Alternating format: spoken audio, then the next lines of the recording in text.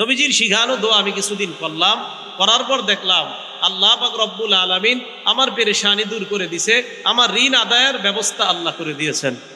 এখন আমরা যারা দোয়া করি, দোয়া করার সময় অনেকে বলি হুজুর দোয়া করি কবুল তো হয় না। কি করি? দোয়া করি কবুল হয় না, এই অভিযোগ আছে কিনা সবার? অনেকের আছে। আল আদাবুল মুফরাদ একটা কিতাব আছে, এই কিতাবের 710 নম্বর হাদিস।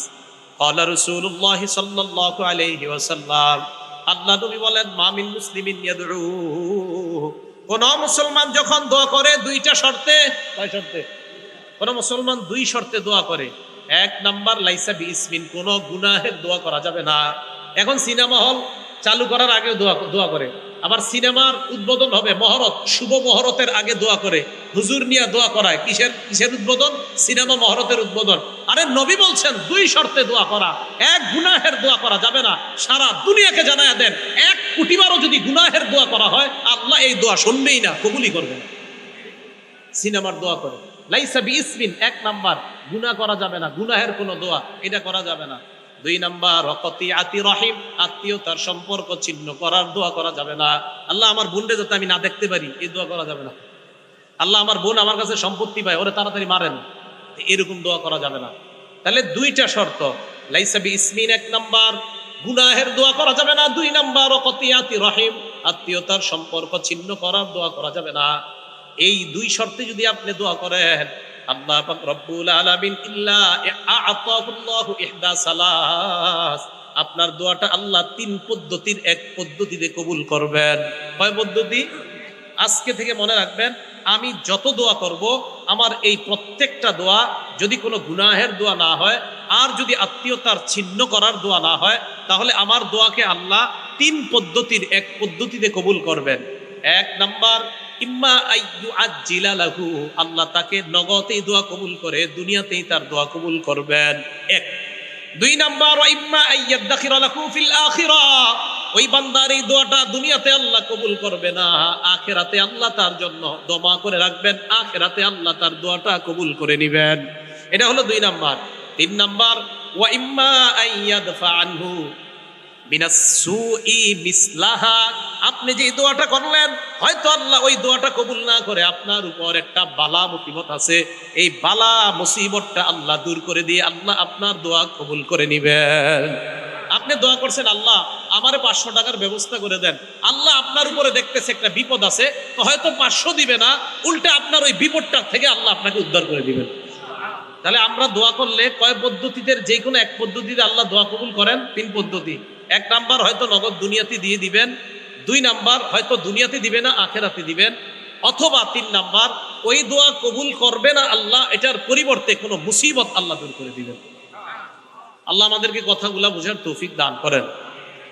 তিরমিজি শরীফের একটা বর্ণনা, ইবনে মাজার একটা বর্ণনা, রাসূল আকরাম সাল্লাল্লাহু আলাইহি ওয়াসাল্লাম বলেন, কোন বান্দা যখন আল্লাহর কাছে দোয়া করে, ইন্না রাজুলা লা ইহরামু রিজক বিল্লাযী বিযামবিল্লাযী ইউসিবু, বান্দা গুনাহের কারণে লা ইহরামু রিজক, রিজিক থেকে বঞ্চিত হয়। আমি আবার বলছি, ক্বালা রাসূলুল্লাহ সাল্লাল্লাহু আলাইহি ওয়াসাল্লাম, আল্লাহ নবী বলেন, ইন্না রাজুলা লা ইহরামু রিজক বিযামবিল্লাযী ইউসিবুহু, বান্দা মাঝে মাঝে দোয়া করে, এই দোয়া আল্লাহ কবুল করে না। কয় কেন? কয় গুনাহের কারণে। এবার আল্লাহ নবী বলেন, শোনো, তোমার যদি কোনো গুনাহ হয়ে যায়, এই গুনাহ থেকে পরিত্রাণের জন্য তাড়াতাড়ি আল্লাহর কাছে দোয়া করো, কারণ এই গুনাহের কারণে তোমার উপর কোনো গজব আসতে পারে। এই গজব যেন না আসে, দোয়ার মাধ্যমে তাড়াতাড়ি গজব তুমি ঠেকায় নাও। পরের বর্ণনায় আল্লাহ নবী বলেন, আদ-দুআউ লা ইউরাদ্দু, অথবা তাকদীরু লা ইউরাদ্দু ইল্লা বিদ-দুআ। এই হাদিসের মধ্যে আসছে লা ইউরাদ্দুল কদরু ইল্লা বিদ-দুআ, ভাগ্য পরিবর্তন কেউ করতে পারে না, তবে দোয়ার মাধ্যমে কিছু কিছু বিষয় ভাগ্য আল্লাহ পরিবর্তন করে দেয়।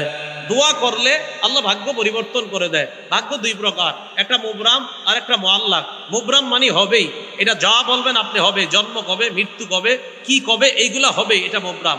আর একটা মুআল্লাক, ঝুলন্ত আপনার ভাগ্যটা। এই মুআল্লাক যেটা, এটা আল্লাহ চাইলে আপনার দোয়ার মাধ্যমে পরিবর্তন করে দিতে পারেন। আপনার ভাগ্যে আছে কিছু একটা ভয়ঙ্কর কিছু, এটা ঝুলে আছে, আর আপনি দোয়া করছেন আল্লাহ আমার উপর যেন মুসিবত না আসে, আল্লাহ আমার উপর যেন মুসিবত না আসে। মাহবুদ আজকে সকালে যেই গুনাহ আমি করছি এই গুনাহের কারণে আমার উপর গজব আসতে পারে, আল্লাহ গজব যেন না আসে। রসুল বলেন এই দোয়া করতেই থাকো করতেই থাকো, এই আল্লাহকে বলতে বলতে ওই গজব আল্লাহ সেখানে যে ঝুলন্ত রাখছে এটা সেখান থেকে আল্লাহ দূর করে দিবে।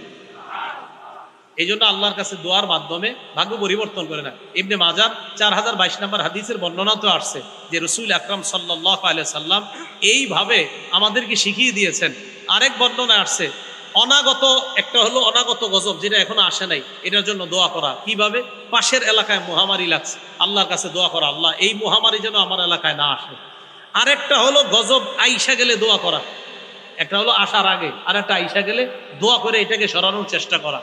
তিরমিজি শরীফের বর্ণনা 3571 নম্বর হাদিসের মধ্যে আসছে ক্বালা রাসূলুল্লাহ সাল্লাল্লাহু আলাইহি ওয়াসাল্লাম, আল্লাহর নবী বলেন মান ফুতিহা বিনকুম বাবুদ দুআ বাবুল মাসআলা, আমার আপনার আমাদের যদি কারো ভাগ্য এরকম হয়ে যায় যে আমরা খুব বেশি বেশি দোয়া করতে পারি। আবার বলছি, নবীজি বলেন তোমাদের কারো ভাগ্য যদি এমন হয় যে নাকি বেশি বেশি আল্লাহর কাছে দোয়া করতে পারো, তোমাদের ভাগ্য যদি এমন হয় আপনাদের মাঝে এক লোক খালি দোয়া করে আল্লাহ মাফ করে দেন, ফজরের পরেও দোয়া করে, মাগরিবের পরেও মসজিদের কোনায় বসে দোয়া করে, এশার পরেও দোয়া করে, জোহরের পরে কোনায় বসে আল্লাহর কাছে চোখের পানি ছাড়ে, নবীজি বলেন যে বেশি বেশি দোয়া করার অভ্যাস হয়ে যায় ফুতিহা লাহু আবওয়াবুর রহমা, আল্লাহর রহমতের খাজানা তার জন্য খুলে দেওয়া হয়।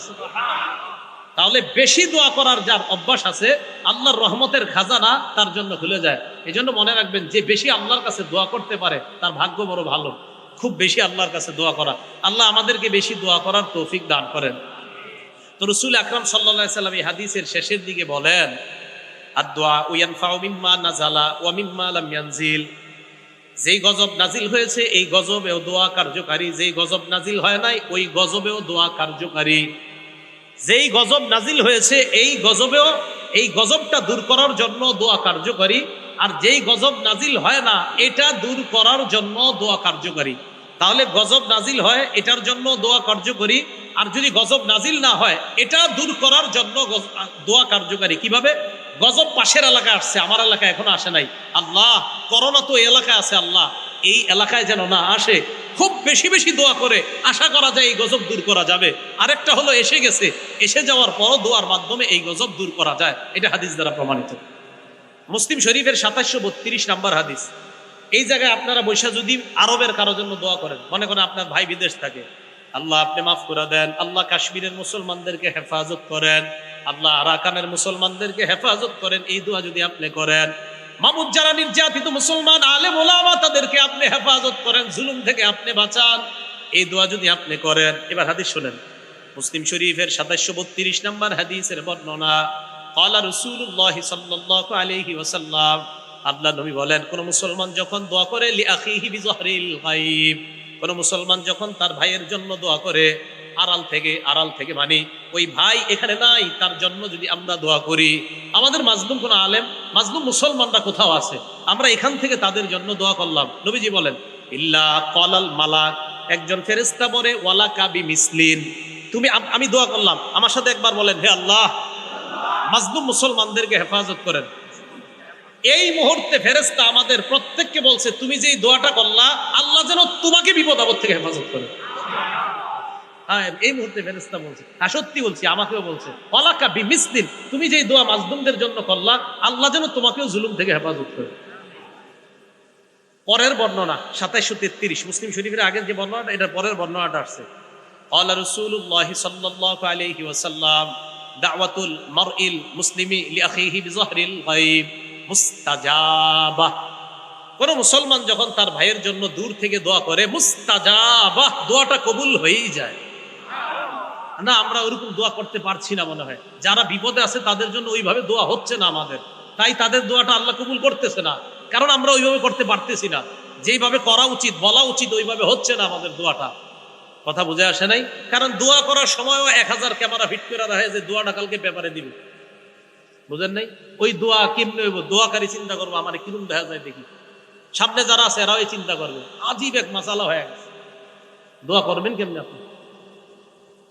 তো রাসূল আকরাম সাল্লাল্লাহু আলাইহি সাল্লাম বলেন যারা আড়ালে আছে তাদের জন্য দোয়া করা, এই দোয়াটা কবুল হয়ে যায়। এই হাদিসে কি বলে দেখেন, মালাকুন মুয়াক্কালুন ইনদা রাসিহি, তার মাথার কাছে একজন নিযুক্ত ফেরেশতা থাকে। এই নিযুক্ত ফেরেশতা ওই ব্যক্তিকে ডাক দিয়ে বলে, ওয়ালাকা বিমিসলিন, তুমি যেই দোয়াটা করলা আল্লাহ যেন তোমার পক্ষেও এই দোয়াটা কবুল করে নেয়। মাথার কাছে একজন ফেরেশতা বৈশা বলে, ওয়ালাকা বিমিসলিন, তুমি যেই দোয়া করলা তোমার দোয়া যেন আল্লাহ কবুল করে নেয়। এই হাদিসের মধ্যে আরো আসছে, আপনি যখন বলি আল্লাহ মাজলুম মুসলমানদেরকে হেফাজত করেন, একজন ফেরেশতা মাথার কাছে বৈশা বলে আমিন আমিন। ফেরেশতা বলে আমিন আমিন, মুসলিম শরীফের বর্ণনা। তাহলে আমরা আল্লাহর কাছে দোয়া করব, কারণ আমাদের দোয়া আল্লাহ কবুল করে, এটা আমাদের বিশ্বাস। বলেন তো দোয়া করলে কয় সূরাতে আল্লাহ দোয়াটা কবুল করতে পারেন? 3 সূরাতে। অদৃশ্য থেকে দোয়া করার শ্রেষ্ঠ দৃষ্টান্ত মুহাম্মদুর রাসূলুল্লাহ সাল্লাল্লাহু আলাইহি সাল্লাম একটা দোয়া করছে। এই দোয়াটা শুনেন, সহিহ ইবনে হিব্বান কিতাবের নাম 7111 নম্বর হাদিস। আম্মা জান আয়েশা সিদ্দিকা রাদিয়াল্লাহু তাআলা আনহা বলেন, লাম্মা রাআইতু মিনান নবী সাল্লাল্লাহু আলাইহি ওয়াসাল্লাম তিবা নাফসিন। মা বোনরা যারা আমার এই আলোচনাটা শুনতেছেন, আপনার স্বামীর সাথে এই আমলটা করবেন। আম্মা জান আয়েশা বলেন, আমি যখন আল্লাহ নবীর ভালো মুড দেখতাম, মুড বুঝুন তো, মুড মানে ভালো মুডে আছে নবীজি, খুব ফুরফুরে মেজাজ। নবী সবসময় একটা ফিকিরে থাকতেন, উম্মতের ফিকির। কখনো রসুলের চেহারা মোবারক লাল হয়ে যেত, রাগ হয়ে যেতেন, অন্যায় কিছু দেখলে নবীজি রাগ হয়ে যেতেন। তা আম্মা জান আয়েশা বলেন, কখনো যদি মুড ভালো দেখতাম, নবীজিরে বলতাম, আল্লাহ ইয়া রসুল আল্লাহ, আপনি আল্লাহর কাছে আমার জন্য একটু দোয়া করেন। আমি নবীজিরে বলতাম, ইয়া রসুল আল্লাহ, হে আল্লাহ রসুল, আপনি আমার জন্য একটু আল্লাহর কাছে দোয়া করেন। তো নবীজি বলতেন, আয়েশা তোমার জন্য দোয়া করবো? কাহা বিবিরা যারা আছেন, আপনার স্বামীরে যখন ভালো মুডে দেখবেন তখন বলবেন যে আপনি একটু আমার জন্য এখন দোয়া করেন। আর আপনারা কি মুডে থাকবেন? রাত 2টা বাজে তো 2জন টেলিভিশনের উপরে থাকেন, আর মুড কখন আসবে?